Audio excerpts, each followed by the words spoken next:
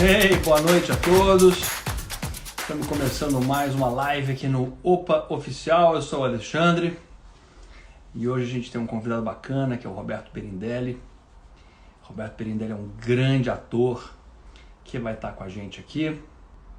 Roberto é um ator muito... Por que eu chamei o Pirindelli aqui, né? Porque ele é um ator muito versátil.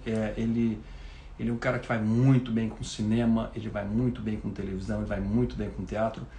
E é tão legal quando a gente vê um ator assim que transita com tanta facilidade em todos os veículos, né? Aqui, Roberto entrou. Ei, Roberto, vem aqui. Aê, apareceu! Vidinha boa! Ah, Ê, Birinda! Tá bem, irmão? Tô com pouca luz aqui. O cara trabalha 30 anos com audiovisual e pega uma luz errada, mas enfim, É uma vergonha, né? Você confiou na sua própria luz, né, Roberto? Mas vamos. Não, porque eu descobri na sala que agora o sinal não dá. Então, cada vez que eu faço uma live na sala, aí a live cai. Ah, entendi. Não, é ruim. Não dá certo, não. Então, eu vim perto do modem, que é melhor. Roberto, eu estava fazendo aqui a introdução para a galera. Estava falando que eu resolvi te convidar para a gente bater um papo. Aliás, isso aqui já virou um ponto de encontro. Toda terça-feira à noite, a gente conversa com artistas para, enfim, compartilhar com a galera do Opa Oficial um pouquinho da visão de vocês, aí, da carreira de vocês aí. E, naturalmente, sempre tem um motivo para escolher um convidado, né? E, por incrível que pareça, apesar de nós não termos trabalhado juntos, Roberto, É verdade, muito do trabalho, estamos com um projeto legal aí pela frente para ver. Mas o mais bacana é que eu estava falando, pessoal, você é um artista que transita muito bem em todos os meios, né? Você faz teatro, você faz cinema, você tem um perfil que serve para televisão, né? É um perfil interessante. Agora, assim, o que mais legal em você, Roberto, a tua verve de contador de histórias, né? Você é um contador de histórias nato, cara, né?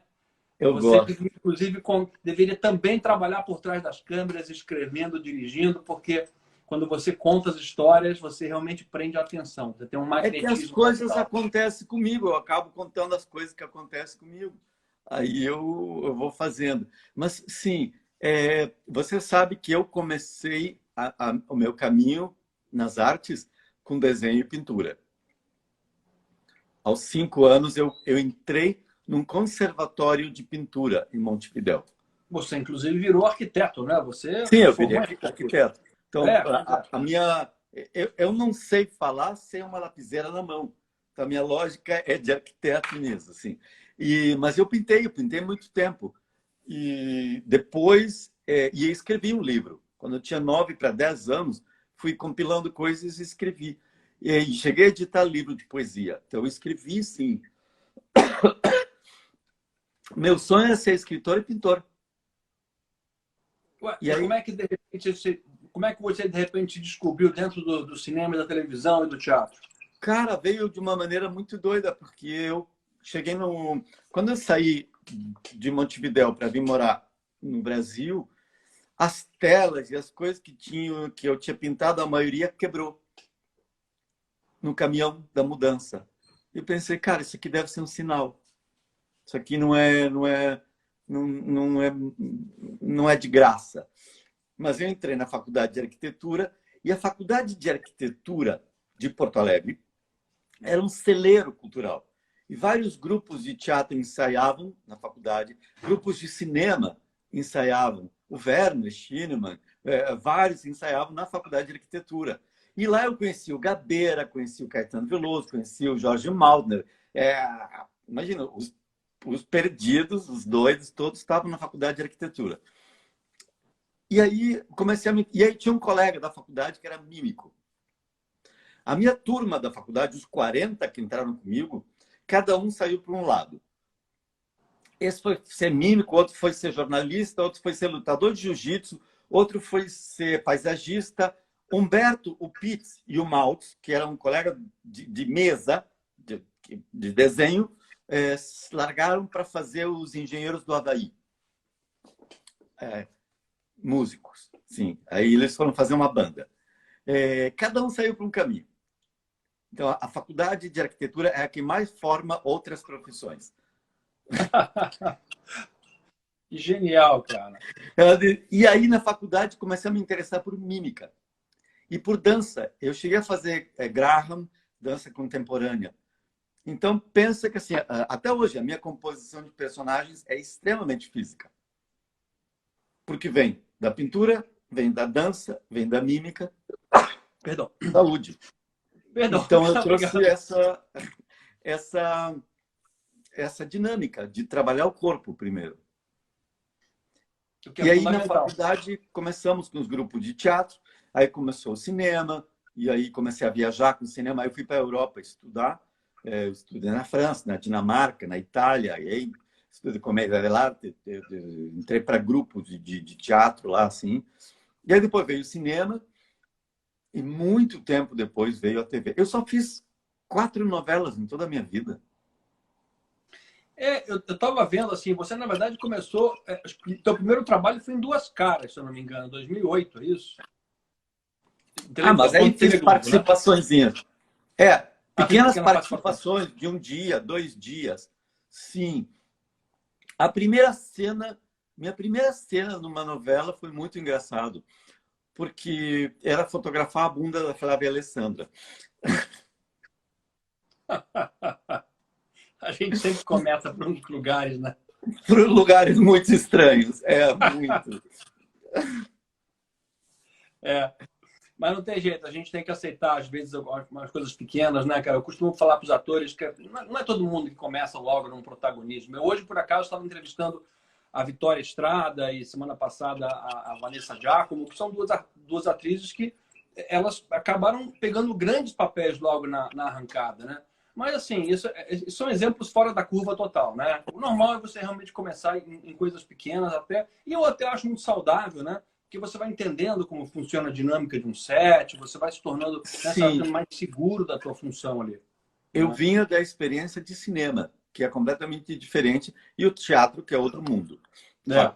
É outro mundo. E no cinema, eu fiz 4 novelas na minha vida, eu estou fazendo a 5ª. Nos tempos do Imperador é a minha 5ª novela. Mas eu fiz 52 filmes. Então, 52? Meu Deus. 52 filmes. Mas é engraçado que todo mundo te lembra pelo PP, né? Como é que é? Todo mundo te lembra pelo PP. Pelo Pepe. Desculpa, Pepe, é verdade. Pelo Pepe, é Um Contra Todos. E também Império, né? Para muita gente, eu virei ator em Império. Tem uma pergunta aqui que é: Roberto, como foi para você controlar o corpo, já que em TV tudo é enquadrado? Cara, deixa eu te dar um exemplo. Um exemplo bobo.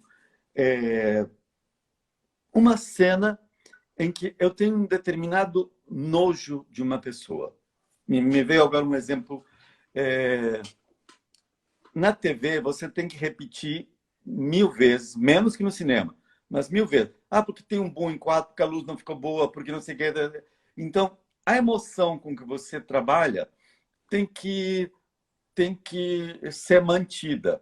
No take 1, no take 2, no 5, no 6. Claro, no teatro ainda é muito mais difícil, porque ao longo de toda a temporada, todas as noites, você tem que manter essa emoção. Mas eu venho de uma dinâmica de teatro. O que eu faço? Eu não entro muito na emoção da... emoção significa in motion, em movimento. Então, essencialmente, emoção é em movimento. Então, você não tem 2 vezes a mesma emoção. E aí você entrega uma vez uma coisa para o diretor e na vez seguinte você entrega a outra e ele fica louco. Não, me dá aquilo, eu só mudei a luz de lugar, me dá aquilo de novo. Mas aquela emoção incrível que você tinha, depois não volta, aí não volta. Tem que fazer de primeira, por isso que a gente gosta tanto. Eu, pelo menos, adoro televisão, porque a gente se sente obrigado a fazer de primeira, e a primeira, obrigado. Cara, é a melhor emoção. A primeira é a melhor. Mas, assim, eu trabalho com... Por exemplo, a minha primeira novela, na Record, Poder Paralelo, eu fazia um clown. Era um clown assassino, da máfia siciliana. E eu fazia em dialeto, em italiano, em dialeto siciliano. Assim, eu trabalhei na Sicília. Foi muito... E eu fazia mil bobagens do clown. Mas aí porque tinha essa prática, eu tinha isso no corpo. E o clown é extremamente sensorial, mesmo porque ele não pensa. Então, era uma corporeidade, era muito interessante. Olha os atores que vêm do teatro, uma Fernanda Montenegro, uma Vera Holtz, uma sei lá quem. Olha como a câmera enquadra. E você vai ver que sempre um plano maior, um plano sequência que permite se mexer. Não apenas... Mas, claro, eu posso estar nesse enquadramento. E, mesmo assim, tem uma coisa corpórea que pode se modificar. Depois, vocês entrem num curta, um curta que eu fiz com Lucas Soares. Lucas, L-U-C-C-A-S. Lucas Soares. Chama The Airport Date. Então, coloquem The Airport Date, Lucas Soares. Era um curta onde me deu o texto. Eu disse para o Lucas, Lucas, não... Esse texto está muito... Está claro demais. Vamos tentar fazer sem o texto? Você está maluco? Está comigo. Vamos tentar? Vamos fazer uma. Cara, já rodou por 40 e poucos festivais. Eu coloquei uma frase, uma palavra que não estava no roteiro e que achei necessário naquele momento. E aí é a corporeidade que fala. Pena que em televisão a gente não consegue trabalhar tanto isso, né, Roberto? Não consegue. Mas, às vezes, você consegue, sim, numa postura, numa coisa, dizer muito para o espectador. Muito. No cinema, sim. Yeah. Vou te dar um exemplo. Deixa eu ver se eu me afasto um pouquinho. Numa vida cotidiana, a gente fica de pé, com o peso no meio das pernas, equilíbrio, porque é o que a gente gasta menos energia para ficar de pé. E para locomover, a gente locomove basculando o quadril. Quadril direita para trás, perna para frente. E assim a gente se locomove. Esse é o locomover, vamos dizer, cotidiano. Muitos atores buscam uma maneira diferente, em vez de caminhar pelo quadril, caminham por outros lugares, por outras maneiras, e isso diz muito para o espectador. Por exemplo, você lembra de John Wayne? Sim. Como é que John Wayne caminhava? Ele não deslocava pelo quadril, pelo ombro. Por quê? Porque ele ia passar por cima de tudo e de todos, com seus ideais nobres. Na geração seguinte era o Kevin Costner, né? Coração Valente. Era isso. Ideais altos é o herói. Agora pega, por exemplo, Pirata do Caribe. Jack Sparrow. Tinha alguma ideia nobre?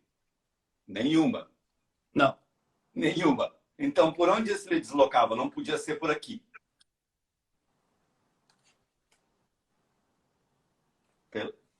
Por uma rotação de quadril. Antes dele abrir a boca, você já entendia que ele estava aprontando algo. É sensorial. Você trabalha sinestesicamente com o espectador. No cinema mudo, tem um personagem maravilhoso que se deslocava pelo joelho. Você lembra? Não. Um dos críticos, porque quanto mais baixo é seu centro, mais você é um filho da puta. E era um que era um filho da puta, mas que sabia que você também é um filho da puta. Groucho Marx. Ah, o Groucho, claro. Pelo joelho. É verdade. Só que é tão orgânico que passa a ser natural. Mas você está brincando com o sentido do espectador. Então, mesmo no audiovisual, você consegue todo um aparato. Por exemplo, vou te dar um exemplo, que até no filme você pode fazer. Tragédia grega, Antígona. Lembra a história? Antígona vai enterrar o irmão Polinices. Ela sabe que vai ser morta, porque é contra a lei grega. Mas pensa o seguinte, olha como uma questão corpórea. Antígona com o irmão morto. Tá? Se ela caminha com todo o peso do mundo grego em cima, é uma pessoa que tem seus ideais, e seus ideais vão lutar contra tudo e contra todos. Eu vou fazer de lado que fica mais fácil. Seus ideais vão lutar contra tudo e contra todos. Agora, se em vez disso, ela carrega assim, por onde ela está puxando? Por aqui. Não são os ideais.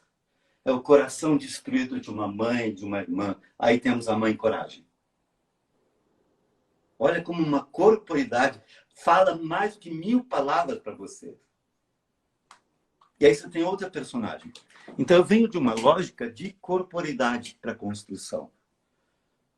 Aí você vai dizer, mas isso cabe na tela? Cabe. Cabe. Porque mesmo fechadíssimo assim, você entendeu que ela já não pensa em mais nada. Que é o coração que está levando o Polinices morto. Não sei, eu construo assim. Não, e é genial, e funciona muito. É engraçado que eu, como diretor de novela, muitas vezes eu fico me culpando de não dar tanto espaço para a criação e para a contribuição dos artistas, como, por exemplo, essa que você apresentou agora, né? Porque um roteiro de gravação é tão intenso, é tão rápido, né? Que a gente sempre acha que terminou falando, poxa, eu podia ter feito mais, né? Eu podia ter mergulhado mais, né?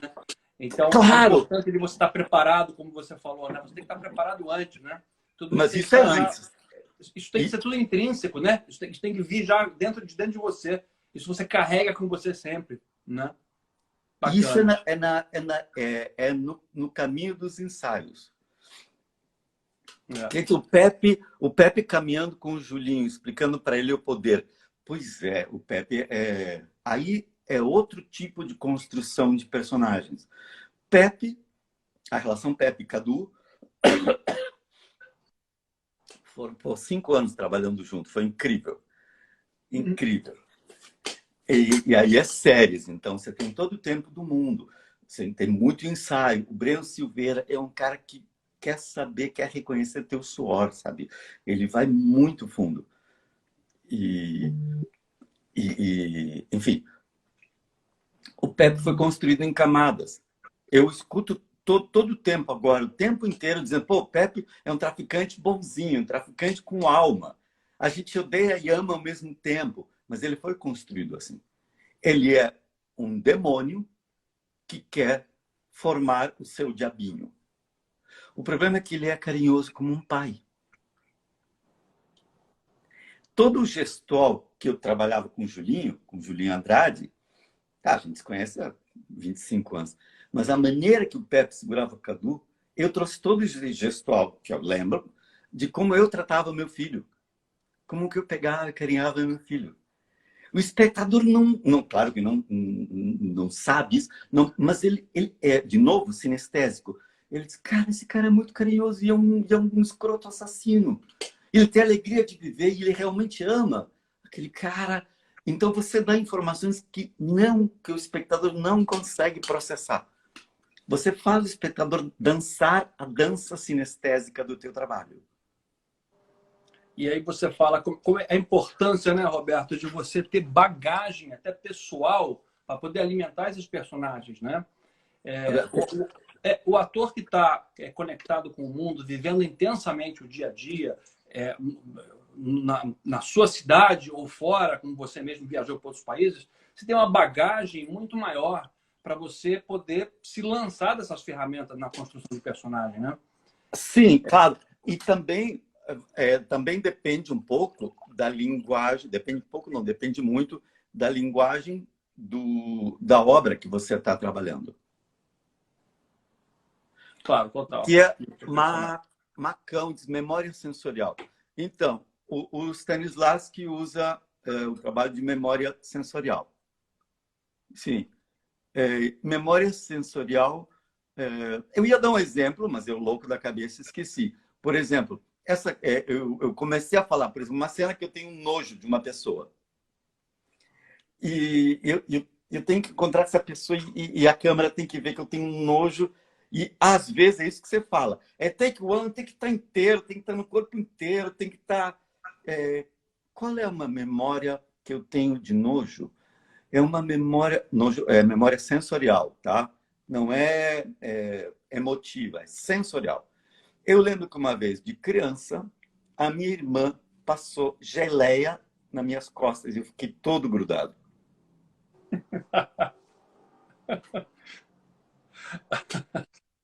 Eu lembro da sensação, e agora a minha coluna começa a arrepiar, da sensação de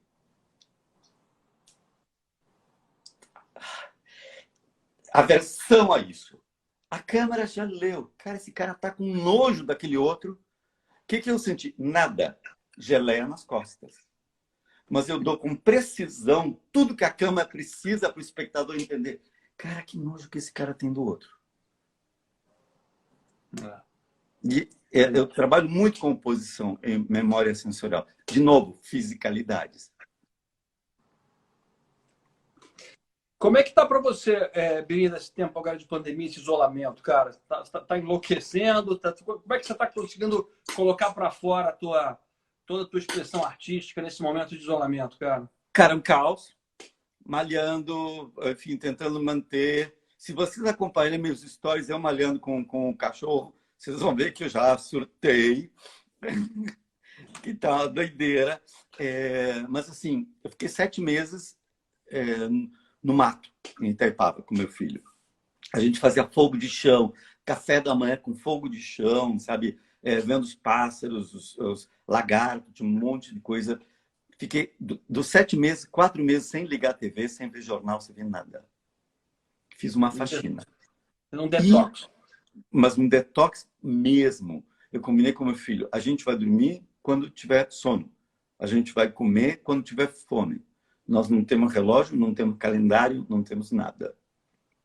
E a gente entrou numa meditação de 4 meses, cara. Foi absurdo. Depois a gente aliviou um pouco. Mas assim, foi genial. Isso é um reset da alma, né? Cara, foi. E, cara, assim... Aí depois eu fui para o Uruguai. Não, fui para Búzios, depois fui para o Uruguai. Fui para o Uruguai para ver um projeto de um filme. E porque meus colegas de escola lá do Uruguai, eles falaram, pô, nossa turma está sendo chamada para vacinar. Isso foi em março, agora. Aí eu fui vacinar. Em abril tomei a 2ª dose. Que bom, já tomou a 2ª. Tá resolvido, então. Não, resolvido não, porque eu posso ser transmissor, hospedeiro, tudo tal. Ou seja, isso eu tenho que continuar cuidando, né? Meu filho, por exemplo, no andar da carruagem, ele está com 21 anos. Aqui no Brasil, eu não posso levar ele para... Ele não tem cidadania uruguaia, então eu não posso levar. E aqui, ele vai vacinar ano que vem. 21 anos, nenhuma perspectiva de... Uau, é ruim mesmo. Muito louco, né? Assim, eu terminei uma novela agora, Berinda, que está no ar, né? O Salve-se Quem Puder, né? E a gente teve que gravar a 2ª metade da novela no meio da pandemia, né? Foi uma loucura, né? Uma loucura. Você manter a qualidade artística, fazendo gravações com acrílico, dividindo os atores, né? Você fazendo um lado enquanto alguém está com máscara, o outro não. A produtividade que era antigamente de 15 a 20 minutos por cena passa a ser de 1 hora por cena. É doideira. É doideira. A gente conseguiu fazer. Eu não sei se você teve alguma experiência durante esse período aí. Você gravou alguma coisa? Não, né? Nada. O mercado está parado, mas eu vou te falar, ele está começando a voltar agora.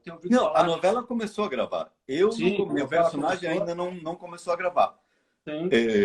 Da novela das 6.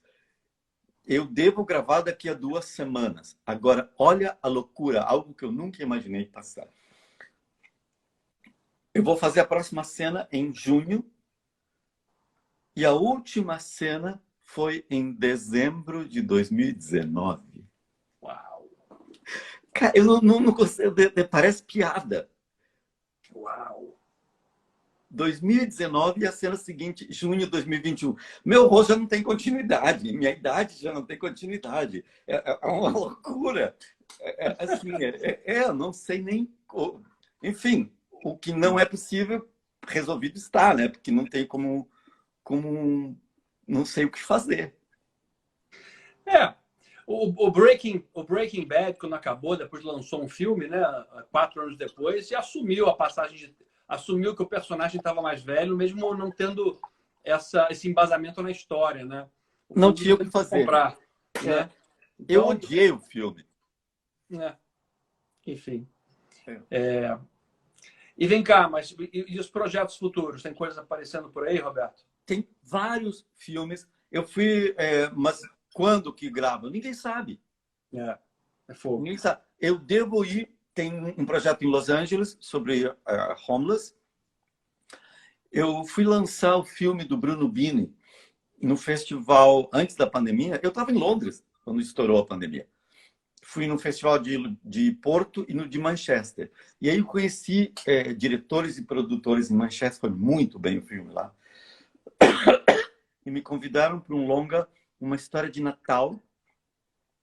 E vai ser rodado em Cartagena. E quando? Ninguém sabe.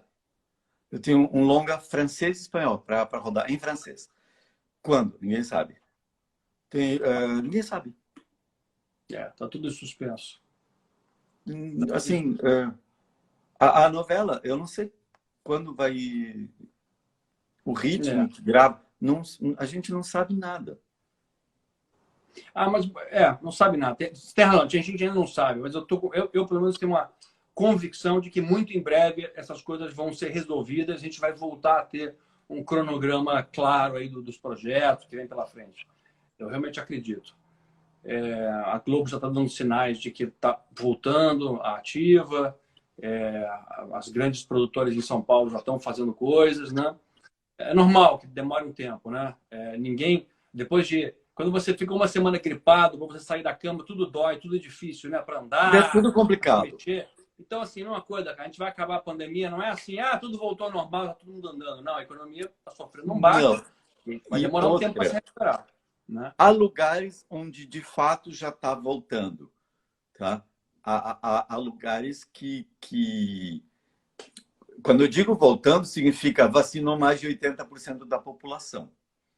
Então, já estão conseguindo andar sem máscara em lugares abertos, já está um pouquinho mais ameno. Mas isso com 80% da população vacinada. Nós não chegamos em 20%, ou seja, este ano não é seguro. Vamos continuar sendo idiotas, que, como o presidente nos chama, quando a gente se cuida, mas é o que tem que ser, não tem jeito. Sim. E o Milton está falando uma coisa interessante aqui, que eu realmente nem tinha lembrado disso, mas temos longas que estão prontos e estão esperando para serem lançados, porque os cinemas estão não fechados. Eu tenho 4. Eu tenho 4 longas para lançar, uma produção argentina. O primeiro longa que eu rodei na minha terrinha, no Uruguai, tem o Human Person, que foi rodado Colômbia, Panamá. São 3 projetos internacionais e um projeto e o próprio Loop do Bruno Bini. 4 ou 5 filmes para lançar. E não dá para lançar online. Não, além do que, com essa coisa de Ancine, de não sei o quê, por contrato, você recebe uma parcela quando lança em cinema, não está muito claro. Você tem que lançar isso em algum momento no cinema. Tá um caos. Acho que Lupe vai lançar agora em São Paulo, justamente para poder receber a última parcela de pagamento. Porque se lança online, não recebe. Aí é a lógica da distribuição, que é muito doida. Você está com qual projeto agora? O que você vai fazer? Também assim, eu tô querendo rodar um longa de um grande amigo meu de muitos anos, que é um dramaturgo de mão cheia em São Paulo, Leonardo Cortez. Ele foi indicado a Prêmio Shell algumas vezes e ele adaptou uma das peças dele para um roteiro de longa, que é absolutamente fantástico. É um pouco na linha do Deus da Carnificina, né? Se passa num apartamento. Então, ele é, assim, low budget total, baixo orçamento, mas é de uma carpintaria incrível. Então, eu estou começando agora a viabilizá-lo. Vamos ver se, de repente, mais no final do ano, começo do ano que vem, eu consigo rodar. Na Globo, por enquanto, nada, não tem nada em vista, está tudo meio suspenso, né? Então, temos que aguardar. Né? A Globo está rodando qual é? A novela a das 6, a nossa, lá, Os Tempos do Imperador, com muita parcimônia. Não existe mais aquela coisa que roda 45 cenas por dia. Não tem como. Eu cheguei a rodar 51 cenas num dia, Império. Uau! 50, não é eu. Se rodou 51 cenas, gravou 51 cenas em 3 frentes. Estúdio e 2 externas. Não tem mais isso. Não tem... Não conseguimos mais. Não tem como. Eu me lembro quando eu fiz Salve Jorge, as cenas iam até, sei lá, 65, 70 no capítulo, né? Era uma coisa, cara, era muito grande mesmo. Realmente eram muitas frentes de gravação e tudo foi enxugado. Você sabe bem, você viveu, de 2008 para cá, você percebeu como é que as coisas foram enxugadas, né? Sim. Tudo se tornou mais ágil, mais barato, né? Tudo menor. O público já quer ver outra coisa. Também, o público já está acostumado com outros formatos, né? Às vezes, por exemplo, o nosso preciosismo técnico, na verdade, deu uma esvaziada com o fato de que o público se adaptou muito a um conteúdo não tão cuidado do ponto de vista técnico por causa do Instagram, do Facebook, né? Porque vimos muitas coisas feitas de uma maneira meio casual, praticamente, e o público começou a achar normal uma luz ruim, um áudio ruim, uma câmera ruim, um fora de foco. As pessoas meio que começaram a achar isso que é orgânico, digamos assim. Né? Orgânico. Orgânico. Que nem quando saiu do disco, do vinil, para o MP3, por exemplo. Teve várias etapas, mas o MP3 achata a curva e você não percebe uma série de instrumentos que no vinil você escuta. Então, para que você vai gravar todos aqueles instrumentos que o vinil dava para diferenciar, se o MP3 não... Exato. Então, você vai enxugando a orquestra também. Tá tudo uma coisa meio assim. Enfim, é o que temos.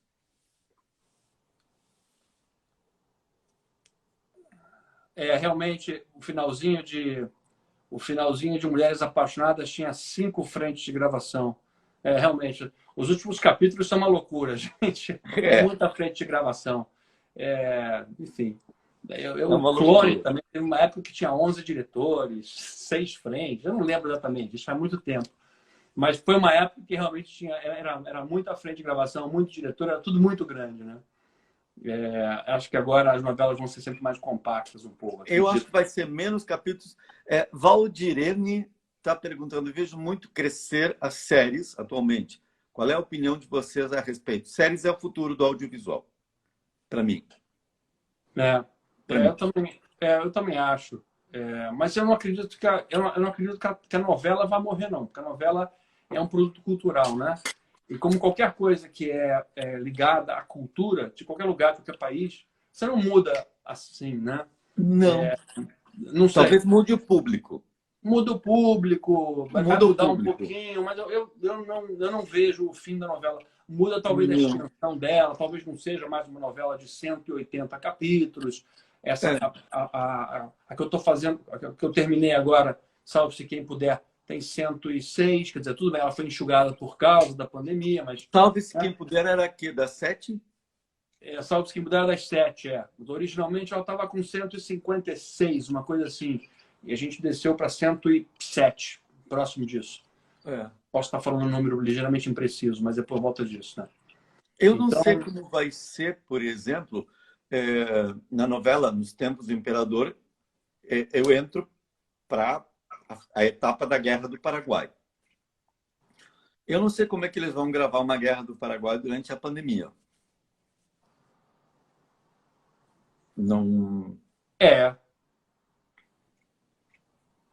não tem ideia. Eles não vão botar 400 figurantes numa batalha durante a pandemia. Não, mas você sabe que assim, a computação gráfica cresceu muito, né, Berinda? A gente vai é, começar cada vez mais a substituir figuração por computação por gráfica. computação gráfica. Eu acho que vai Claro, ter que ser. não faz mais sentido. Duas coisas estão perdendo sentido, né? Você ter cenas com 300 figurantes, entendeu? E Uhum. você ir viajar para algum lugar para gravar. Não estou falando que não vai existir mais, mas a gente vai reduzir muito, né? Quando eu fiz Caminho das Índias, cara, a gente foi para a Índia, gravou um monte de cena, depois e Salve Jorge também, gravamos um monte de cenas lá, e depois aqui no Projac, cara, muita computação gráfica para reproduzir esse fundo, gravava o ator contra o croma e colocava lá a paisagem da Capadócia, colocava a Índia, né? Então, assim, hoje você realmente consegue sair muito menos de um estúdio ou de uma cidade cenográfica, o que agiliza o nosso processo de gravação, né? É. E figuração é a mesma coisa, né? Então, por um Ah, lado, fica mais seguro. eu acho que isso é uma das mudanças que vai permanecer após a pandemia. A computação gráfica entrando no lugar de tudo. É, Brasil, próximo maior polo de audiovisual do mundo. Eu também acho, Macau. Eu acho que o Brasil tem tudo para ser um grande polo de produção audiovisual. E tem lugares incríveis para gravar, né? Quer dizer, não querendo me contradizer, né? Mas, assim, você tem um cenário lindo no Brasil, cara. O Brasil é um troço, cara. O Rio de Janeiro, então, ele nunca vai perder, entendeu? A majestade dessa cidade, entende? Ela realmente é um lugar maravilhoso é para maravilhoso. cenário de filme, de novela, de série, o que for, né? Isso não vai perder, né? Então, Não sei como é que vão ser os caminhos do audiovisual realmente. Assim, muita gente está migrando para séries, muita gente está migrando para o streaming. Eu vejo a geração do meu filho, eles não têm TV aberta para eles. Eles têm, e não tem TV a cabo, tem streaming. Eles é, são streaming. Quem tem acesso, quem teve uma vez acesso ao streaming, não volta para. Por exemplo, eu lembro, eu comecei a ver tarde Game of Thrones, tá? Comecei a ver quando já estava na terceira temporada. Então, obviamente que a gente via no streaming, no tempo que dava. Só que a última temporada, a gente já tinha pego para a série, a gente já éramos fãs. A gente tentou ver exatamente no lançamento, que era aos domingos. E foi um saco, porque a gente tinha que estar lá na hora certa. E a gente já se habituado que a gente determinava o horário e a quantidade do nosso prazer. Ou, por exemplo, um amigo ligou e era importante. Tá, para a série, atende, depois volta. Mas quando está ao vivo, no domingo, não tem como atender um amigo, a série continua. é, Então aí eu me dei conta que o streaming chegou para ficar mesmo. também acho. Mesmo. Seja numa novela. Pensa que assim, o público de novela mudou muito e vai mudar mais ainda. Essa nova geração você não vai pegar mais para novela do jeito que a gente conhece. A publicidade já compreendeu isso. Se você olha nos intervalos da novela, você vê que a publicidade mudou. As grandes marcas não estão mais na novela, migraram para outro lugar e para a internet. Então, olha o que é a publicidade. Quanto custa o quilo de carne no Guanabara? Qual é a promoção que tem no Mundial, no supermercado? É outro público. O É, público das séries não está interessado em saber quanto é o quilo de carne no supermercado Guanabara. claro, Então, se a propaganda entendeu que funciona o varejo, você já entendeu que o público é outro. sem dúvida. Então, isso é lapidar. O público de novela é outro. E a publicidade já entendeu isso. Então, acho que a gente vem mais mudanças por aí. Vamos ver. Aqui, ó. A Ana Clara fala que tem 14 anos e quer fazer novela. Então, Boa! nem tudo está perdido, tá vendo? Não. Temos um público jovem aí querendo fazer novela. Isso é bom. Eu quero me manter fazendo novela muito tempo.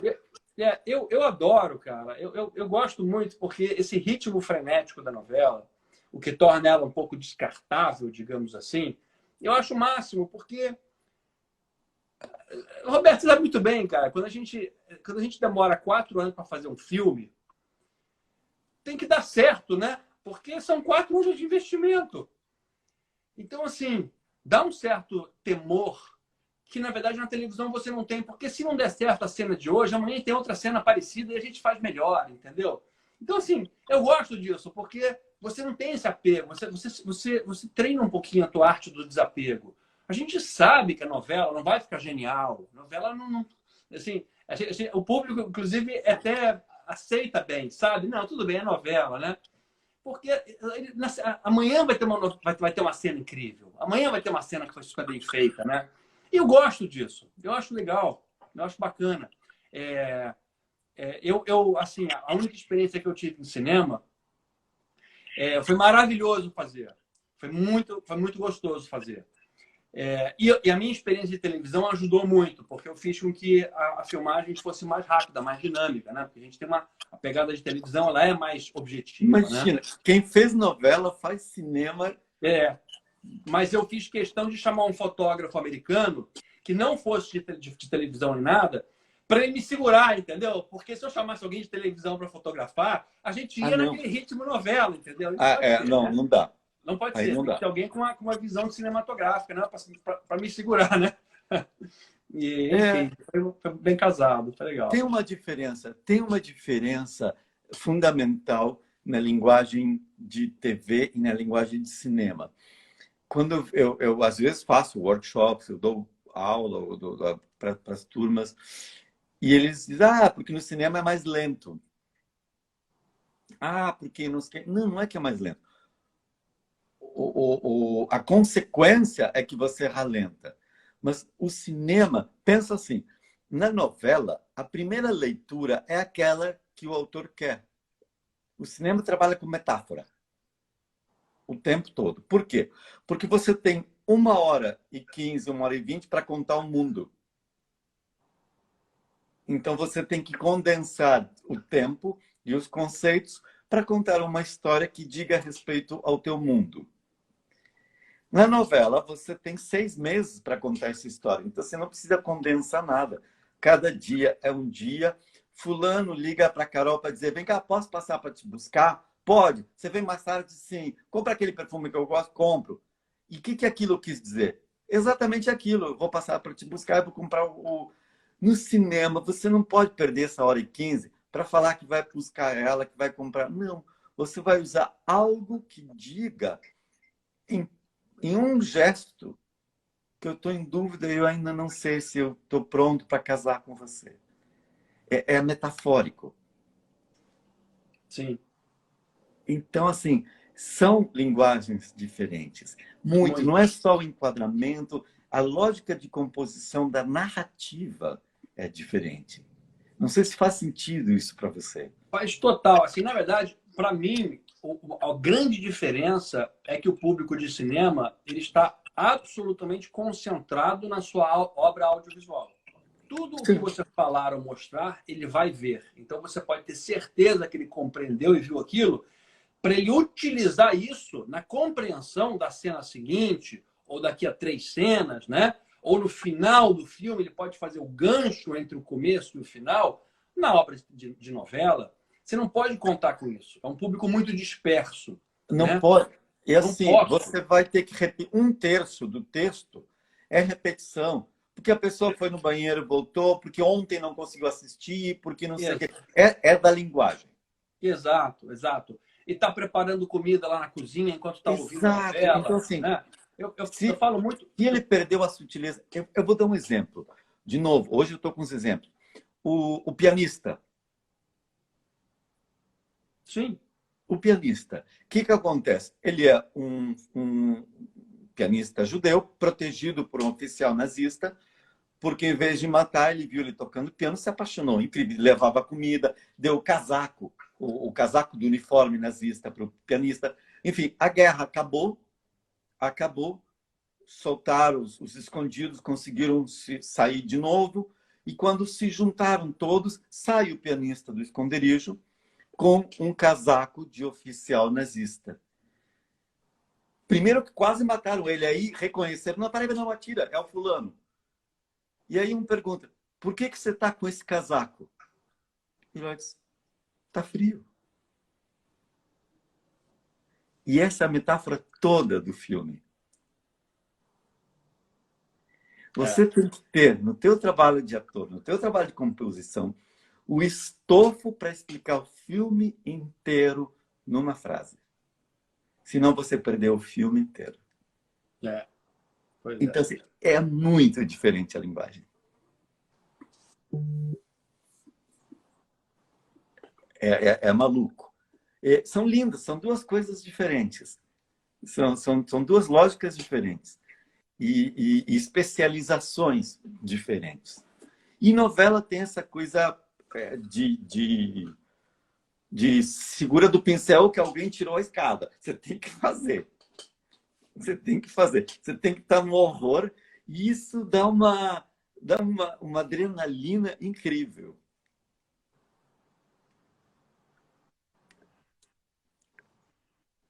E o teu sinal travou, Birinda.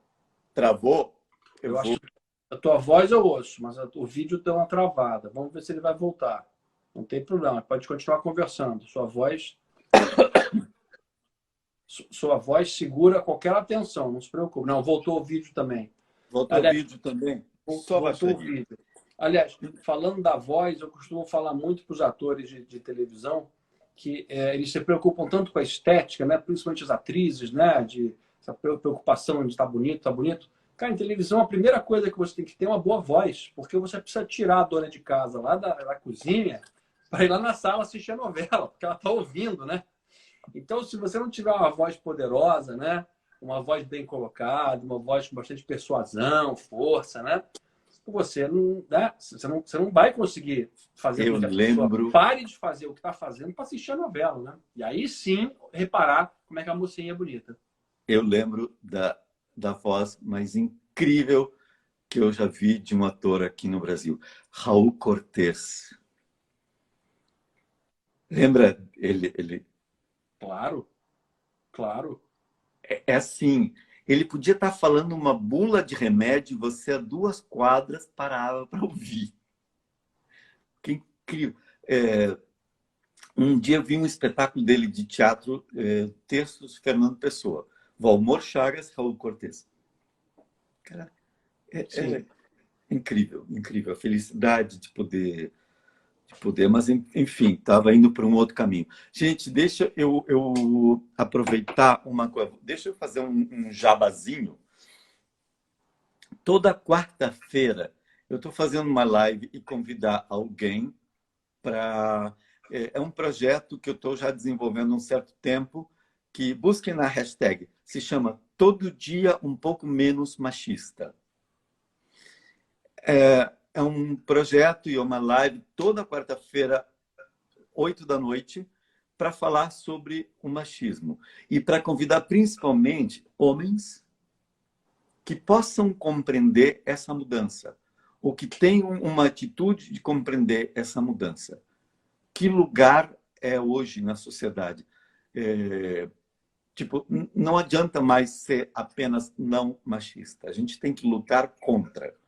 E eu estou trazendo vertentes diferentes, pontos de vista diferentes, lugares da fala diferentes, para falar toda quarta-feira sobre que caminhos que a gente pode modificar esse ambiente machista que a gente tem. Então, busquem todo dia um pouco menos machista. Sensacional. Adorei isso, Birinda. Eu vou acompanhar. Gostei muito. Está na hora mesmo.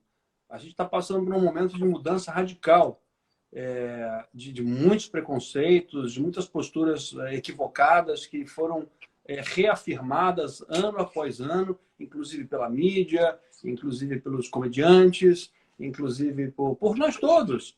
Né? Nós todos. Reafirmou. E existem alguns comportamentos intrínsecos que às vezes nós nem percebemos, né? E que reafirma um preconceito contra tantas minorias ou contra, enfim, opções sexuais, né? Gênero, o que for, né? Cor de pele. E a gente precisa realmente estar num momento que a gente precisa refletir sobre isso, mais do que nunca. Esse é o momento. Parabéns pela iniciativa. E é uma estratégia que é assim, se você chega para um homem e diz, você é machista, nossa, vai vir 2 horas de defesa, de teses, porque ele vai provar que não é machista. Mas acho que a estratégia é diferente. Pensa assim, se eu penso não sou machista, eu vou me sabotar. Porque eu sou branco, hétero, 58 anos, venho de uma criação que é machista.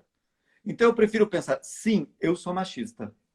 Meu default, minha matriz automática é machista. Então eu vou ter que prestar atenção redobrada para hoje fazer menos merda do que eu fiz ontem.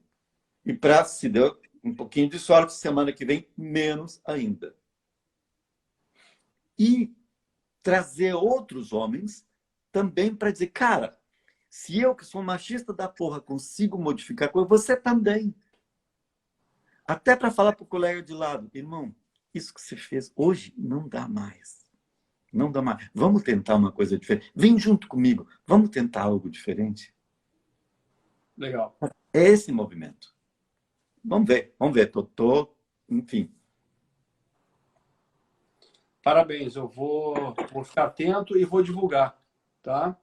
Vamos divulgar. O Opa também Vamos. tem esse canal, tem essa responsabilidade, tá?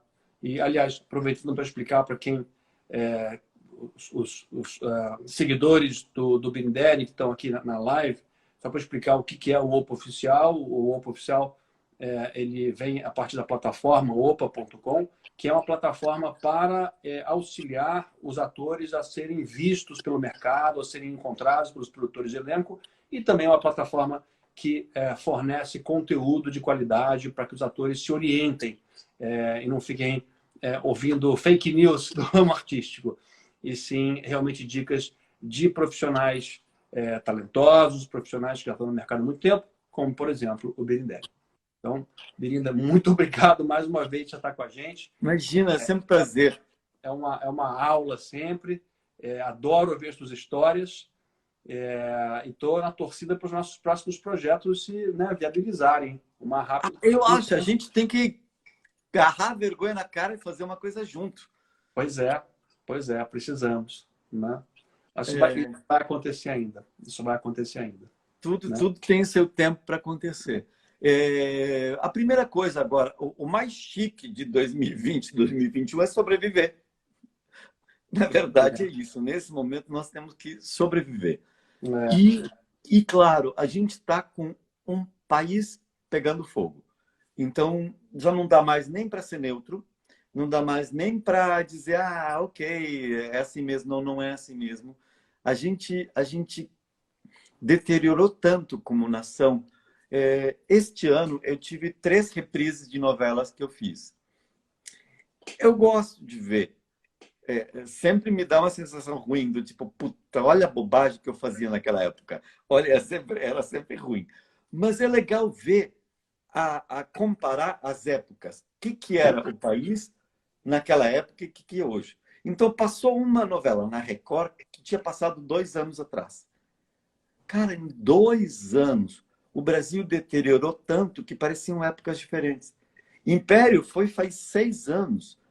Era outro mundo. Então, hoje vejo as relações das pessoas, eu não estou falando da pandemia, eu estou falando como deterioramos como sociedade. Em que talvez dialogar com essa sociedade a gente vai ter que escrever e fazer coisas diferentes. Porque se vinha numa... isso era apocalipse. Porque vinha num caminho que a gente perdeu. Tem um amigo que diz, olha, quando tudo isso passar, e entenda-se o que ele quer dizer com tudo isso, a gente não vai poder discutir Marx, Durkheim, os filósofos. A gente vai ter que discutir Copérnico, Galileu, de 400 anos atrás. Porque a gente perdeu demais estrutura. Mas ok, vamos sobreviver. Precisamos. Vamos sobreviver. Pensa que a gente vem de uma tradição de atores. Ou seja, nós temos 25 séculos de história. A gente sobreviveu ao Império Romano, a gente sobreviveu à peste, à Inquisição, a 2 guerras mundiais. Nós vamos sobreviver a isso daí. Vamos. Certamente. E vamos aprender muito. E vamos aprender muito. E vamos aprender muito como qualquer situação de dificuldade. Né? A gente certamente vai se tornar mais forte, mais organizado e vamos, né, e vamos colocar a casa em ordem. Né? Precisamos, né?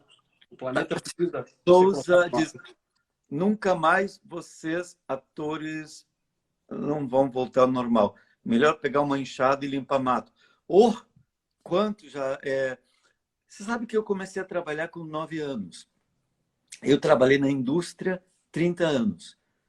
Trabalhei numa indústria de segurança no trabalho, uma indústria de implantes de silicone, numa indústria de peças para a indústria, porque o teatro que eu fazia nunca me sustentou. Então, eu trabalhei 32 anos da minha vida na indústria. Se não com enxada, com outras ferramentas. E é isso que a gente tinha falado antes. É o que me deu a matéria-prima para eu poder... Claro, exatamente. O ator precisa ter vivido muita coisa antes para poder ter bagagem para interpretar, né? E se for necessário voltar atrás, a gente volta, todos nós, sem problema nenhum, cara, com um sorriso no rosto, né? Eu vou contar uma história. Quando eu trabalhava, seja com enxada ou com ferramentas, eu fui CEO de 3 empresas. E meu filho tinha 6 anos na época. Então, como todo CEO de empresa, eu saía às 7 da manhã de casa, chegava às 7 da noite. Então, a convivência com meu filho era 0. Era nada. Ele me via, quando ele acordava, eu já tinha ido trabalhar. Quando ele já estava querendo ir se recolher, eu estava chegando em casa. Então, era bem, bem ruim. E aí eu decidi, isso foi em 2007, eu decidi, em 2006, largar tudo e viver só do trabalho de ator. Eu tinha empresa, vendia tudo, me desfiz de tudo para ser só ator. E eu estava me achando o cu, jogando, nunca vou esquecer, era uma quarta-feira, 11 da manhã, jogando bola com meu filho na praça. Eu era o único homem em léguas, jogando bola com o filho numa quarta-feira de manhã, o resto estava trabalhando. Então eu estava me sentindo ambivalente, mal, eu estava mal. E aí ele disse, vamos para a praia este verão, vamos... Ele disse, olha, meu filho, pensa que o salário de teatro e o salário de CEO de empresa não é o mesmo. Então, não sei se a gente vai ter dinheiro para passar 20 dias na praia. Ele ia chutar a bola, quando eu falei isso, ele parou, botou a mão na cintura, botou o pé em cima da bola e disse, pai, eu sei que o dinheiro não vai ser o mesmo, mas, em compensação, a gente ganhou uma vida juntos. Lindo. Bacana. Então, nós temos isso. Nós temos isso. São caminhos. Roberto, a gente vai ter que palavras finais, porque a gente vai completar 1 hora aí, se eu não me engano, a live cai automaticamente, uma coisa assim. É verdade. Então, só queria te agradecer imensamente, foi um prazer. Essa live vai ficar disponível no Opa Oficial, para vocês verem depois na íntegra. E vamos falar mais, tá bom, Roberto? Vamos falar mais. E essa semana a gente conversa, tem várias coisas começando. Tá, obrigado pela oportunidade. Ale. Obrigado a você e obrigado por todo mundo aí que assistiu a live. Brodaço. Boa noite a todos. Super valeu. Beijo grande para você, Roberto. Tamo junto. Tamo junto.